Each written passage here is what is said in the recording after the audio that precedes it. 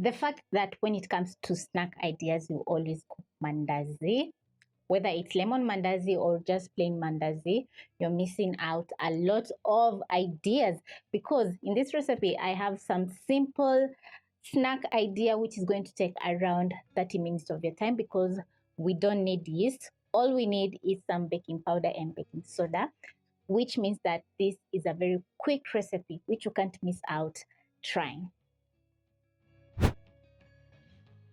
You'll need a couple of ingredients which are going to find listed in the description box in the right quantity. So in a bowl, you're going to add in 2.5 cups of all-purpose flour, and we're going to start off by adding our dry ingredients. So I'm going to add in a third cup of sugar, add in a teaspoon of baking powder, half a teaspoon of baking soda, 1 tablespoon of milk powder, a quarter teaspoon of salt. Use a whisk or your hands to mix in the dry ingredients, and then next you'll add in a tablespoon of margarine. Go in with your hands and massage in the margarine until it's fully combined with the dry ingredients. Once the margarine is fully combined, this is how your dough should be looking. Once you make a fistful of the dry ingredients, it should hold shape. So next, I'm going to add in a teaspoon of vanilla essence, which is going to add in a very nice flavor into the little bites. Then next, crack in an egg. I'm going to switch to a spoon and mix in the egg together with the vanilla essence into the flour.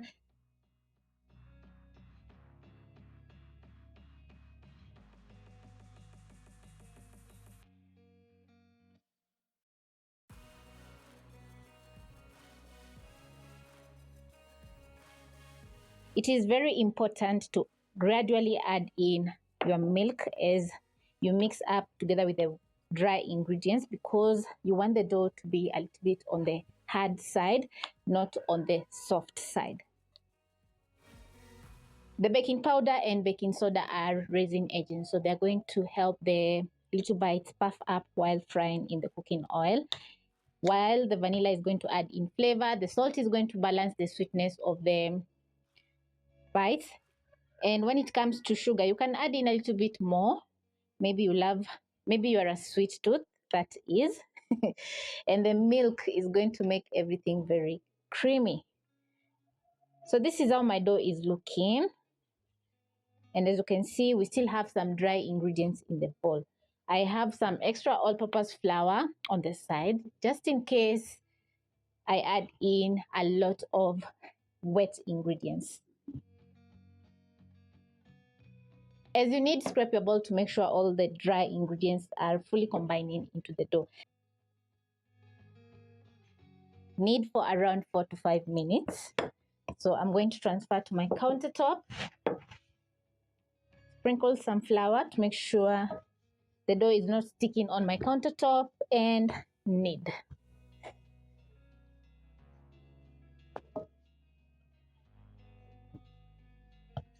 You just need a little amount of flour for your working surface, because the dough is not sticky at all.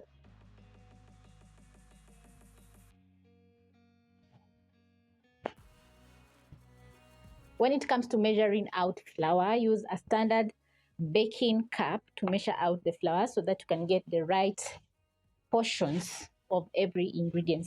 We have baking cups, we have baking spoons, which help you measure out all the ingredients. And when it comes to milk, that is the wet ingredients, you need a jug just like this. You can also use a plastic one. The most crucial part is getting the right measurements on the side of your jug, which is going to help you get the specific amount of milk or even water. When your dough is ready, this is how it should be looking. As you can see, it's not sticky at all, and also it's not very soft. So now I'm going to tuck my dough in the bottom just like this, transfer back into my bowl. Then I'm going to be resting for around 10 minutes. I forgot to mention that Adding in milk powder is going to make the little bites very delicious with a very nice crunch. So if you can't get milk powder, you can simply use milk.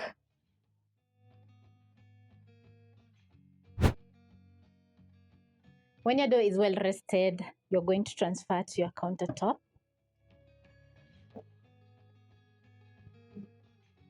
I'm going to start off by sprinkling in some all-purpose flour. Then I'm going to be rolling out using a rolling pin.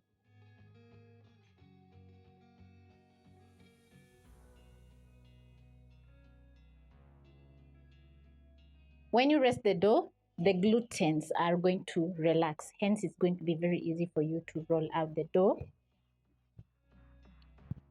So I'm going to pick the sides just like this, fold in half.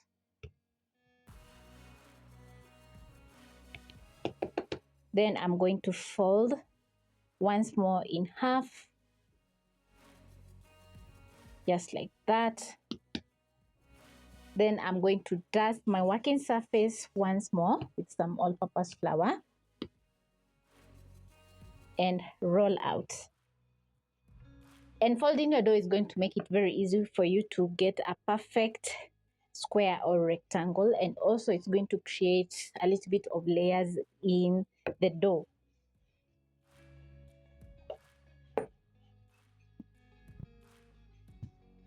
You are aiming for around 2-inch pieces of dough, and this is what I'm talking about. As you can see, the dough is thick.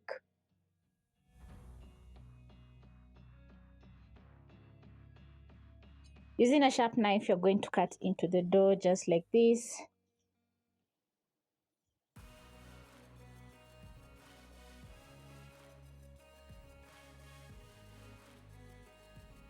As you can see, it's bigger than a chin-chin and smaller than a half cake. Then you're going to be placing aside. So I'm going to pick the rest.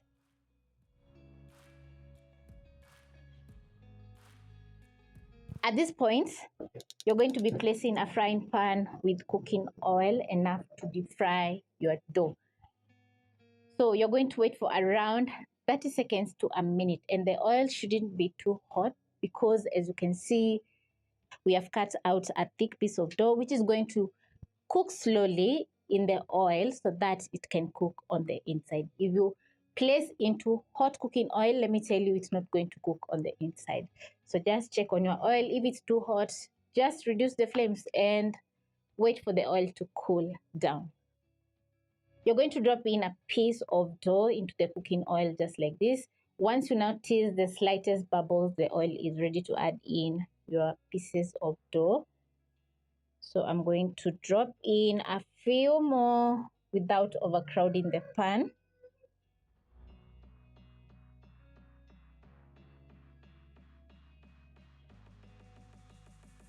All you have to do is place the dough on the side and it will slide into the cooking oil without splashing oil.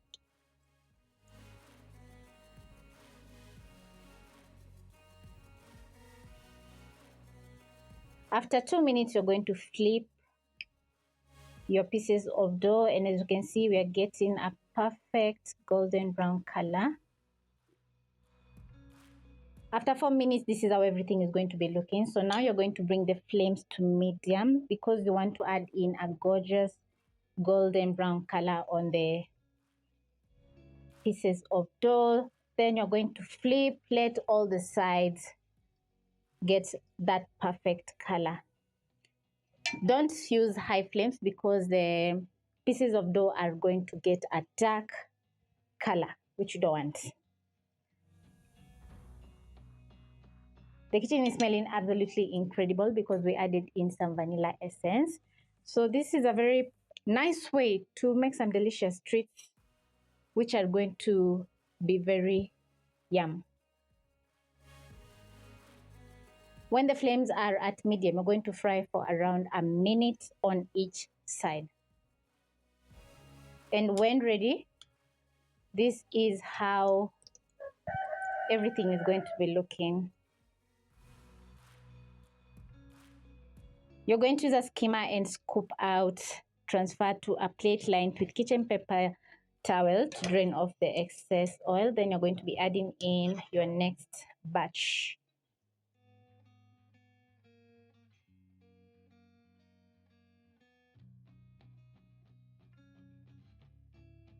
Because the cooking oil is hot, just put out the flames, place in the pieces of dough so that they can cook in the heat that is on the cooking oil, that is. Then you're going to bring back the flames on after around 2 minutes over low flame and let the dough cook. I added in my dough when the oil was a little bit hot. As you can see, we have a different texture from the first round, but it's quite okay. All you need is for the dough to cook on the inside and get a golden brown color on the outside. So now I'm going to put on the flames and make sure the flames are at low so that the dough can cook on the inside.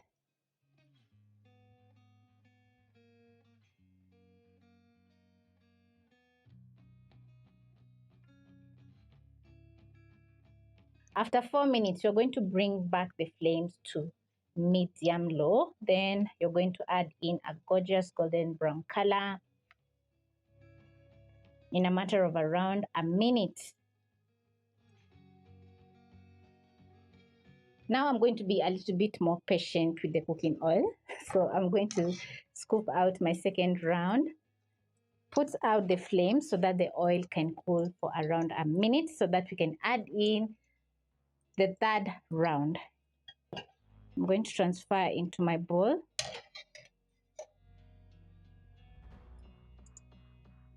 Yeah, and wait. When your oil has cooled down, you're going to add in your last round. As you can see, we have the tiniest of bubbles once I drop in the dough. Put on the flames and make sure they're at low and let the pieces of dough cook for around 2 minutes on each side, which makes it 4. Then you're going to cook the pieces of dough for around 2 minutes on each side, which makes it 4 minutes. Bring the flames to medium low and add in that gorgeous color, which is going to take around a minute or 2 at most.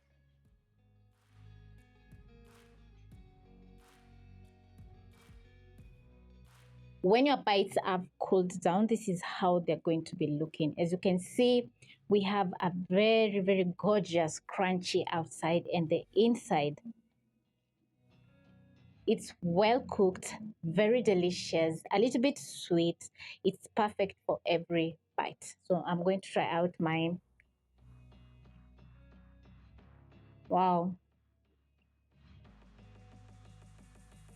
This is a must-try recipe because once you bite in, the inside is very tender, very soft, like cake, but the outside is perfectly crispy, which means that this is a recipe for you to try out. And the best part about the recipe is that you can double, triple the ingredients to make some more snacks. Then you can store in an airtight container so that your kids or your family can enjoy along the day or along the week. Catch you on my next episode.